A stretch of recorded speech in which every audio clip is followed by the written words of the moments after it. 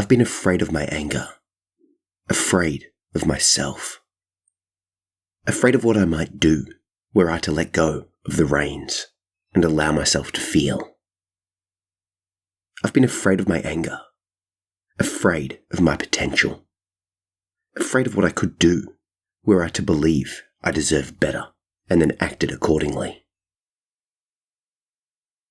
I've been afraid of my anger, and that fear forced the part of me that cared to hide inside out of fear of itself. I've been afraid of my anger, but now I'm embracing it as a long-lost friend, as a brother, as a protector and guide. So this poem, I've been afraid of my anger, came to me as I was working out, and I was listening to some of the songs of my youth, songs that I've not been able to listen to for 10, 15, 20 years. I've not had access to. It's been too painful, too confronting, too overwhelming.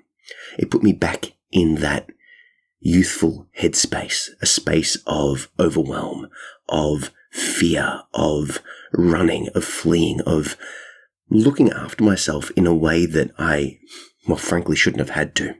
It reminded me of the pains and the issues and all of the things that I'd gone through. But I'm now able to listen to this music, and the reason I'm able to listen to it again and tap into it and highlight and sort of re-engage with my anger has been a direct function of a number of things. Obviously the TMS and the silent retreat and all of these other interventions that I've been doing, but primarily as a function of inner child work and shadow work. I've recently been working on releasing a couple of, they've become quite large actually, shadow work journal PDFs and a Hunt Your Own Shadow, which is the extension upon this.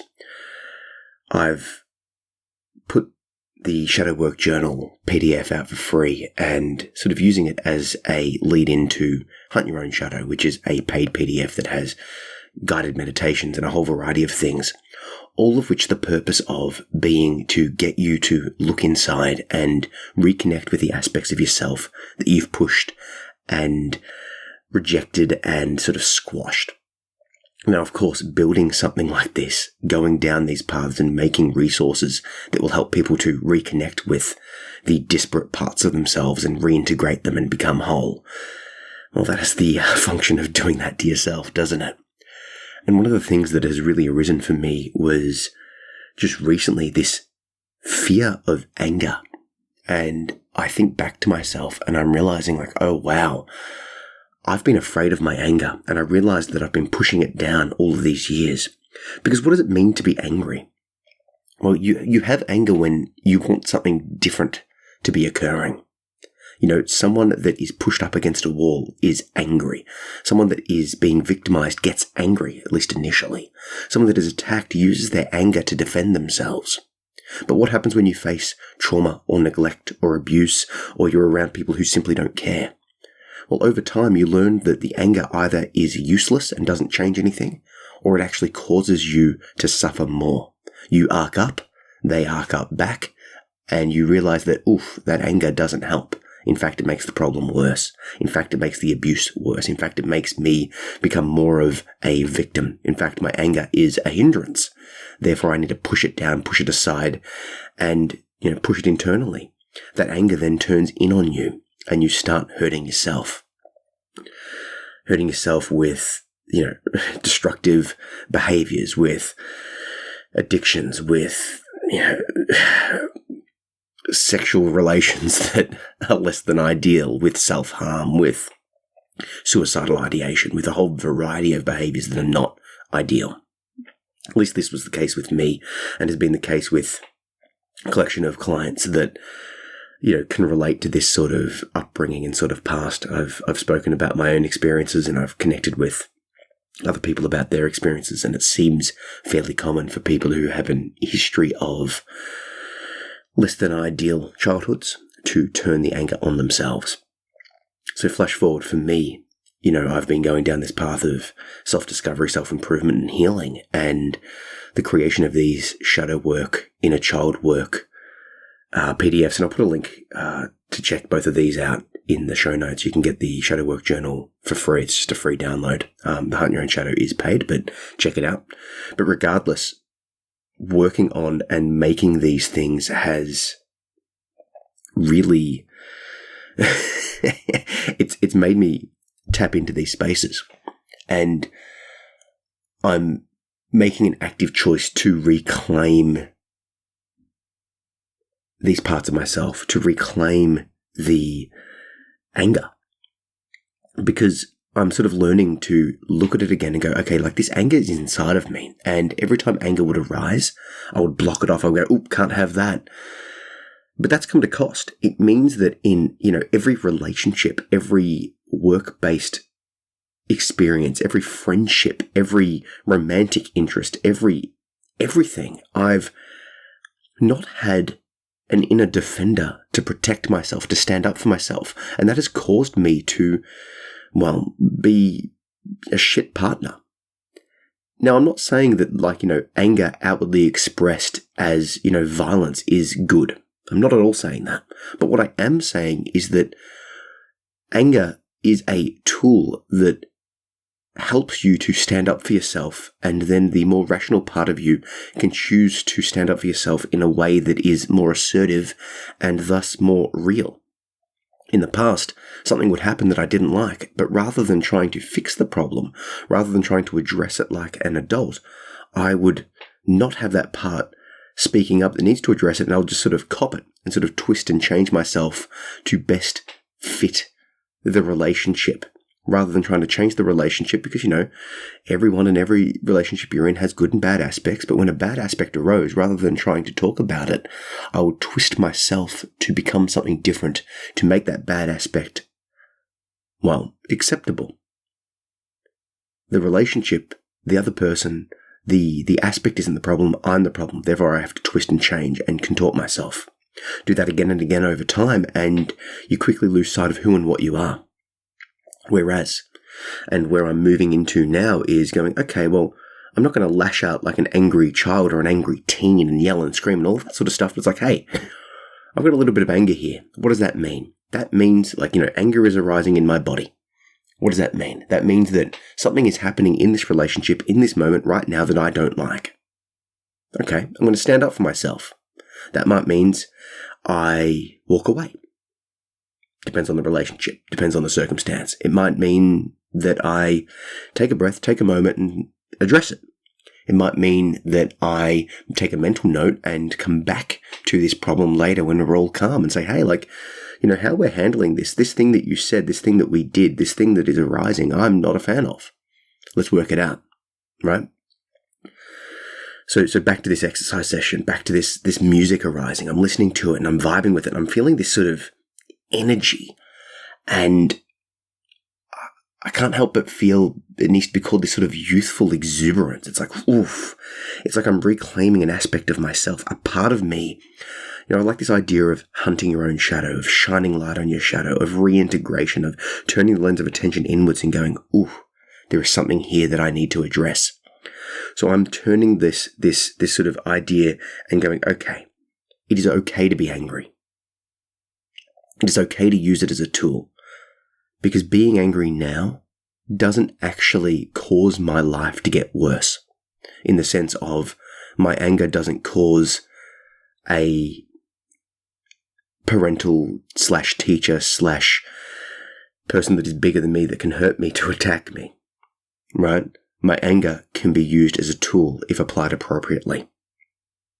In fact, it's a necessary tool. It's necessary for survival. It is necessary to be used as a warning sign to defend myself when I'm doing my work online on my website, when I'm doing my martial arts, when I'm doing the things that I need to be doing. If I'm out and about and someone starts, picking on my child, anger helps.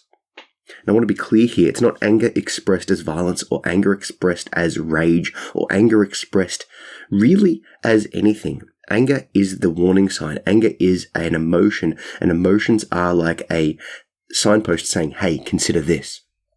Like, take jealousy, for example. Jealousy expressed is not necessarily great, but jealousy is a warning sign of something. Why do you feel jealous? Well, you feel jealous probably out of fear, because you fear that your partner might leave you. You feel jealous that you're not getting the attention. Jealousy is a warning sign that suggests you need to act in certain ways to address the problem. Same as sadness, same as grief, same as overwhelm. All of these emotions are signposts suggesting something deeper that needs to be done. If you take away those signposts, it's like driving down the road without, speed limits, or driving down the road without stop signs, or driving down the road without certain indicators of progress. You can still drive, but it's not as safe and not as easy. Anger is a tool, and it's a tool that I've repressed and pushed downwards and sort of subverted, and it's become, turned inwards. But no more. I've been afraid of my anger, but I'm not afraid of it anymore. I'm going to turn inwards and use it as a tool. So the reason I'm sharing this with you is that I have a strong suspicion that if you are listening to this podcast and you follow what I'm doing here, chances are you are probably afraid of your anger, or at least afraid of something, an emotionality that you learnt very early on to push down, to push aside, to squash. And that is probably a coping mechanism that is no longer serving you. Our shadow is created by these mechanisms, by life forcing us to conform in some capacity. That is normal. It happens in every relationship. It happens in every society. It happens in every person, even if they grew without trauma or without any, quote unquote, bad stuff happening. You have to conform to fit into society. But if you add extra stuff to that, if you add extra weight to that, if you add extra issues to that, you start to become more likely to push emotions like anger out and sort of push them into this sort of, you push them down, push them internally, push them away. But they're still there and they're still impacting. And I've found in my life that it's been impacting me continuously and causing things to arise. Because the thing is, I would still get angry. I would have relationships that were going in a certain way, but I had no capacity to stand up or steer them in a way that is mutually beneficial for all parties. I would just sort of twist and change myself until eventually I got so sick of it that I would break and leave and run. That's not ideal. I can't. I'm looking back in mentally over all of the lost friendships, all of the lost romantic partners, all of the lost work experiences, all the lost family, all the lost everything. If I had have only spoken up, if I had have only had access to a little bit of anger properly expressed, as calm adult assertiveness, standing up for myself a little bit, I think my life would be far richer. So I've lost because of this. Now, it's not, quote unquote, my fault that this happened to me as a child, but it is my responsibility to fix this now, to tap into the anger, because don't get me wrong, I turn the lens of attention inwards. I shine light on this part of my shadow. I start looking there. I start listening to this music. I start doing these activities, that I've made in these shadow workbooks. And I'm like, oof, this hurts, because I have to go back and reclaim that part of me. I have to re-tap into that anger. And yeah, anger is anger. It is powerful. But it is a powerful tool to be used, and that powerful tool is best used appropriately and not turned inwards on yourself, because it causes significant internal duress, and if left untapped, it can lead to significant mental and physical health concerns that I'm no longer willing to tolerate. I am sick of my shit and wanting to fix it, so I'm turning this into a goal of mine to reclaim this part of me. Like I said, I've been listening to that music, this angry teen angst music, whilst working out, whilst doing things that I've been able to do the work on the laptop, all of this sort of stuff. Tapping back into it and going, yes, I can sit in this space of anger and not be pulled down the torrent of it, not be overwhelmed by it, not be scared by it. I can be here and notice my anger is sitting there, and that is okay. Just in the same way that I can be sitting here and notice that my love is there, that my attraction is there, that my lust is there, that jealousy is there, that grief is there. I can sit in the self and notice it all and sit with it all, and that is okay, and that is a good thing. So if you are curious to go down these paths with me, I encourage you to check out the shadow work PDF journal. It is free. Link is in the show notes. And if that is curiosity to you, if you want to go deeper and get the guided audio and a bunch more activities, I encourage you to check out the Hunt Your Own Shadow workbook PDF. That one is a paid one, but it goes in depth. I also offer email coaching with that. So check out both of those. And if you want to work with me, there's a link there to do some sessions and all of that good stuff, because we can unpick this issue if it is something that is arising for you. Check it out. So yeah, I've been afraid of my anger, afraid of myself, afraid of what I might do were I to let go of the reins and allow myself to feel. I've been afraid of my anger, afraid of my potential, afraid of what I could do were I to believe I deserved better and then acted accordingly. I've been afraid of my anger, and that fear forced the part of me that cared to hide inside out of fear of itself. I've been afraid of my anger, and now I'm embracing it as a long-lost friend, as a brother, and as a protector and guide.